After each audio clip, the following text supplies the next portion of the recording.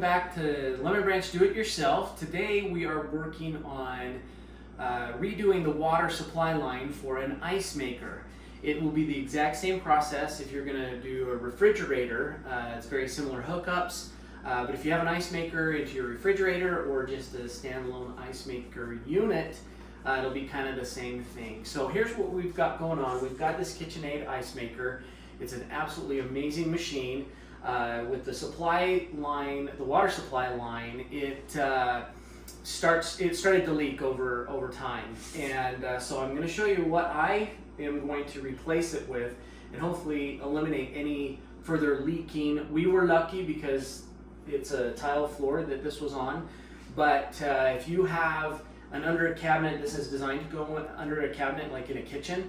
It'll be on top of a wood subfloor. If that starts to leak, you're going to damage your subfloor, especially if you have like a finished basement or something underneath it. It's going to corrode the wood, and you don't want to do that. So here's what we're going to do. They have come quite a ways with the technology of the new ice maker supply lines.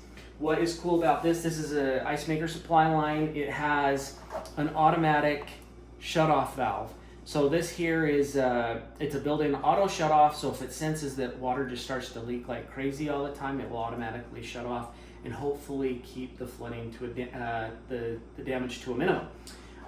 These are generic, just half-inch is the outside here. So all that we need to do this is just a couple of half-inch wrenches. Or if you have like a crescent wrench or something, just make sure you have one of these half-inch wrenches. I'm using 2 of these because I think it's a little bit easier than dealing with a crescent wrench.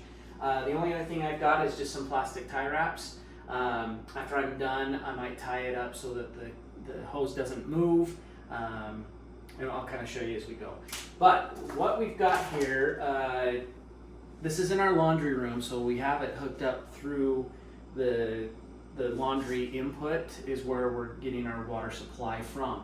Up to this point, we just kind of had this this tube that's just kind of going into the back of the ice maker. Well, that's what failed because just over time it kind of rotted out and the fitting itself got corroded. That's the nice thing about this stainless steel. It helps with the corrosion. Hopefully it will eliminate that. Plus you can see the difference in the size of the actual supply line. Much different setup. So what we're going to do, we have to get to the back of the ice maker so that we can undo the hookup. So like I said, it's just a half-inch. It's the same exact as what we've got here. One thing I'm going to do is I'm going to permanently install this, and so instead of having this just kind of run around the outside of the cabinet, I'm actually drilling through the cabinet. And you can see over here on the side of the cabinet, I have pre-drilled a hole. So that's just a hole. I didn't care about the aesthetics of being in here since this is a laundry room. This is just going to butt up next to this. This will not be seen, but I just went through the side of the cabinet here, and then I have another hole on the other side that's going to hook up to our water supply line there.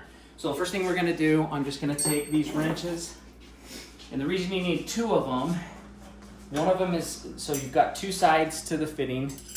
You want to have one down on the bottom side like this, and then this will keep the bottom from turning while you're working on the top. So we're going to loosen this up and take this fitting off. So once oops, that's the wrong way. There we go. So that's all there is to it. This is the part that failed, and I'm not sure why, probably because there's not a rubber gasket or something in there, but this failed and started leaking down past here and flooded. So what I'm gonna do, let's just undo the other side here. I don't know if you can be able to see that anyway. It's already off. So this was the other end of the supply line. Now what this setup, just because of how we hooked it to the back of the washing machine, I just have a hose spigot that's dual but I also have an emergency shut off right here. So I was able to shut this off. So when I undid this, the water was turned off. That's an important point, to make sure you have the water turned off before you start doing this. Otherwise you are gonna have water everywhere. So I turned the water supply off there and unhooked this. So this is the bad hose. So I'm just gonna get rid of this guy, and let's open up this other one.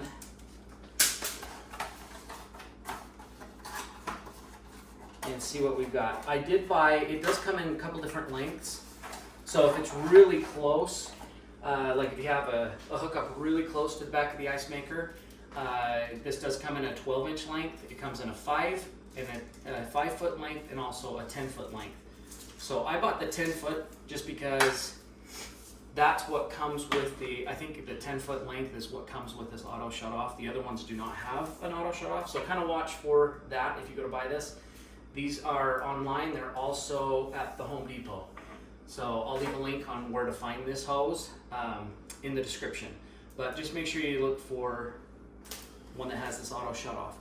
Now it does have an indication of which way the water is going to flow. So the water's flowing from the main source into the ice maker itself. So we want to have this coming to the main source, so the water flows this way. So that will come over and hook up to this source here. So I'm just going to tentatively hook it there. I'll use the wrench here in a second, but I'm going to bring this hose now through the pre-drilled holes that I have in the cabinet.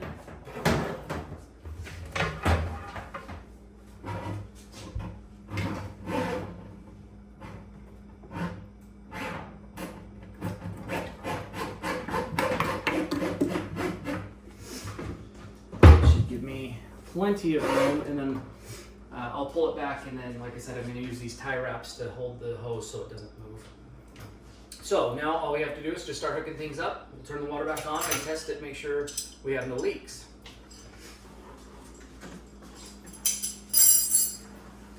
So you just do it the exact same way.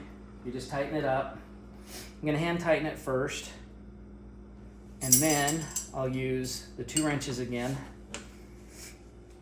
One on the bottom, one on the top. That way you can get this tight without ruining this fitting that's already on the ice maker. So we'll just go ahead and tighten that up. I'm gonna go a little bit tighter. You don't have to go too tight. You wanna make sure you don't over tighten, but you still want it at least tight so that that rubber gasket will do its job. Okay, so that's the deal with that. And then, like I said, I'll pull this through once I get it set up over here on the other side. So at this point, I am actually going to slide the ice maker back into position like that. That way I can see how much I need to pull through. Maybe I'll leave a little bit of slack there because it will be hiding with this other drain line.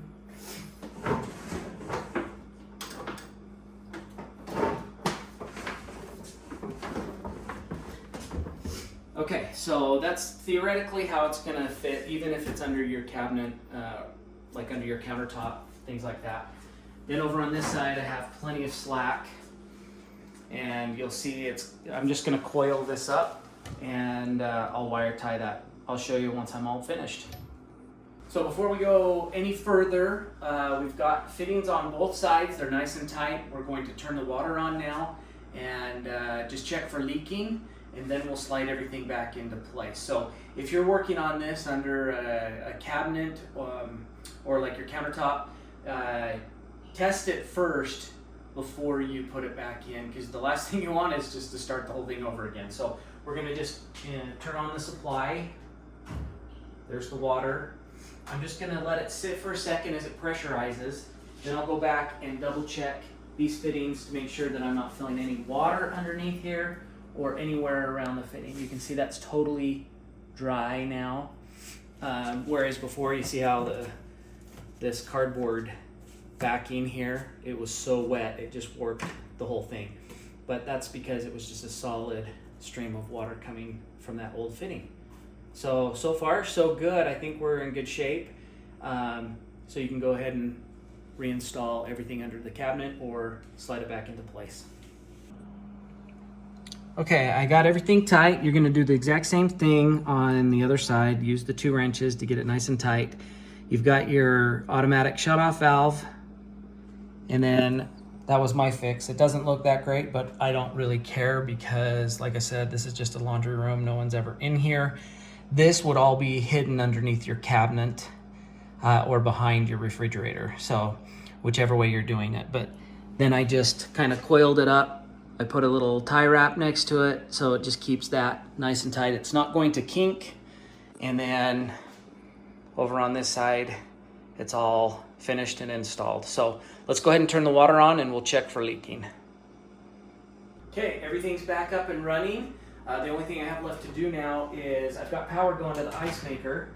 I just need to turn my ice maker back on. Now it'll start cycling through, and I'll just kind of keep an eye on it as it's cycling the first couple batches of ice just to make sure that the water is flowing properly.